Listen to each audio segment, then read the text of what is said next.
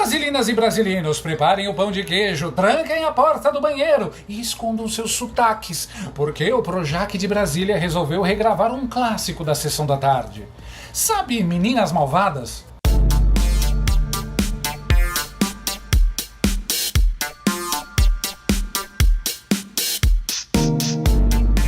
Aquele filme da Lindsay Lohan antes dela virar figurinha carimbada em delegacia?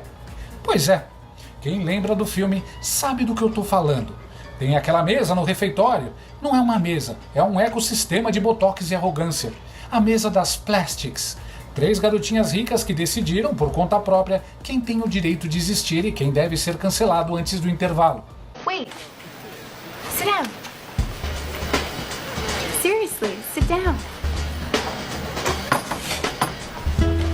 Why don't I know you? Elas têm regras, meu povo. Nas quartas usamos rosa. Por quê? Porque sim. Porque a Regina George acordou com o ovário virado e decidiu que o espectro cromático da semana é esse. Se você aparecer de verde, minha filha, você é excluída da democracia escolar mais rápido que um post do Paulo Figueiredo no X.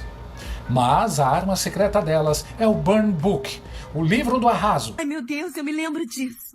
É o nosso livro do arraso. Olha, a gente corta as fotos do anuário e aí nós escrevemos os comentários. Frank Peck é uma galinha nojenta. Ainda é verdade. Dawn Schweitzer é uma virgem gorda. Agora é meio verdade. Elas colecionam humilhações como se fosse figurinha da Copa. É um inquérito das fake news de 11 anos de idade, com capa de pelúcia e cadeado de coração. E a graça do filme é que elas não mandam porque são melhores. Elas mandam porque decidiram que mandam. E ninguém tem coragem de olhar na cara da Regina George e dizer: Nada, seu bafo de caviar tá me incomodando. Quem é você na fila do pão? Pois é, eu tava olhando o Bananil essa semana e pensei: caraca, a gente trocou o refeitório de Chicago pelo plenário do STF. Bem-vindos ao Meninas Malvadas da Toga. E olha, aqui a Regina George usa a capa preta e o Burn Book não tem fim.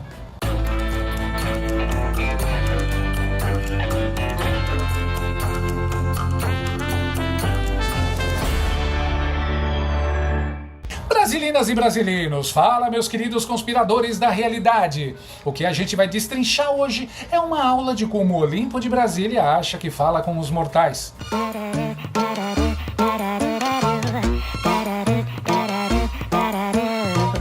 O Gilmar Mendes, o nosso Gilmarzão da Massa, o sapão da justiça, o decano-mor do Burn Book Brasil, resolveu soltar um troféu de arrogância que não cabe nem no hangar do aeroporto. Ele foi dar uma entrevista para a Record. JR Entrevista, horário nobre, luzinha de estúdio para esconder as rugas do autoritarismo. E aí, do alto de sua suntuosidade jurídica, ele resolveu falar do Romeu Zema, o ex-governador de Minas. Presta atenção na pérola, que isso aqui nem o roteirista de A Praça é Nossa teria coragem de escrever. Ele fala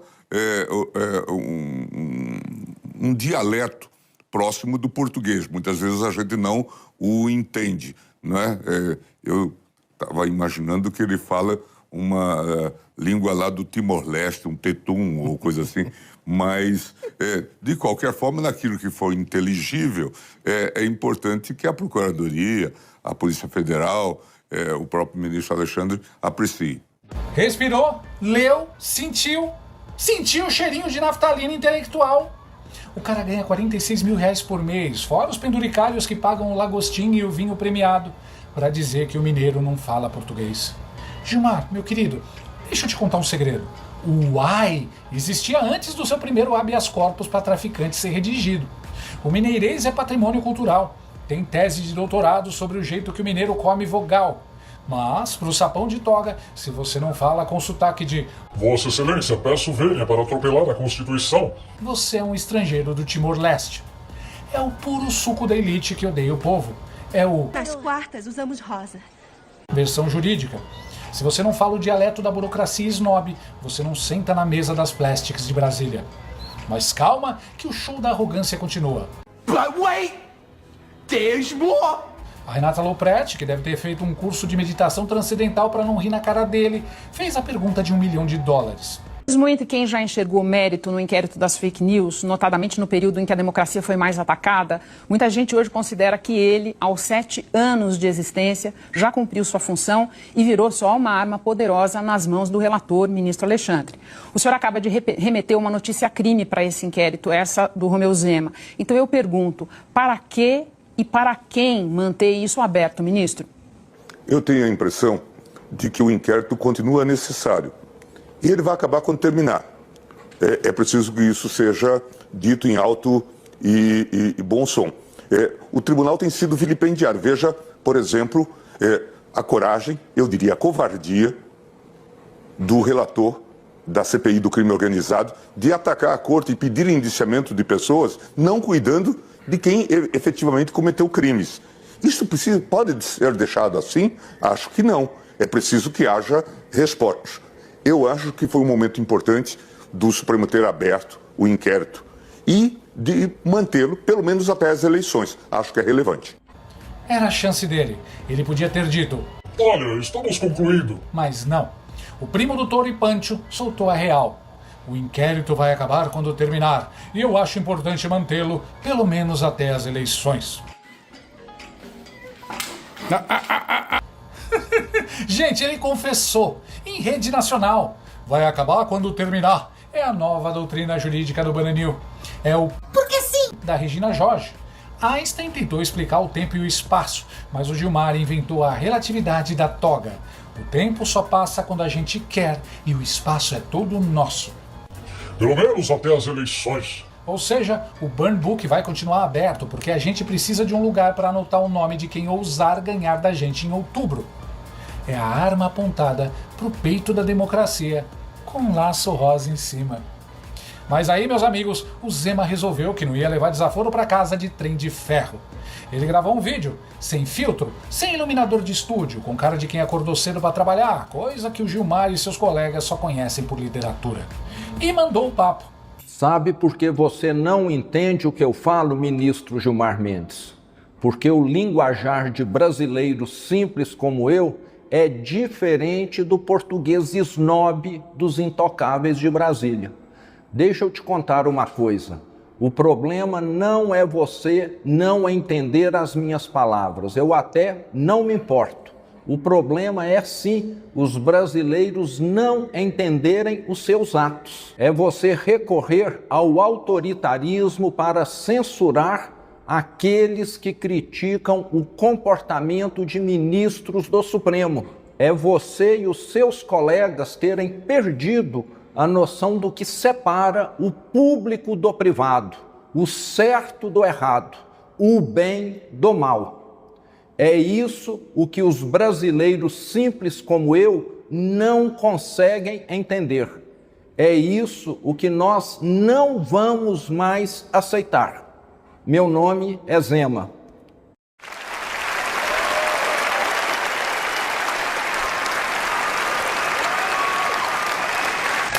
Bravo! Lindo! Toma! O sotaque mineiro agora tem som de chicote estalando. Como se não bastasse o Gilmar acusar que sentiu demais o vídeo do Zema, aquele dos bonecos. Você anula. Olha as palavras mágicas, né? Desvio de finalidade e abuso de poder. Agora ele vai ter que ir pro psiquiatra para superar mais essa esculhambada que o Zema impôs a ele.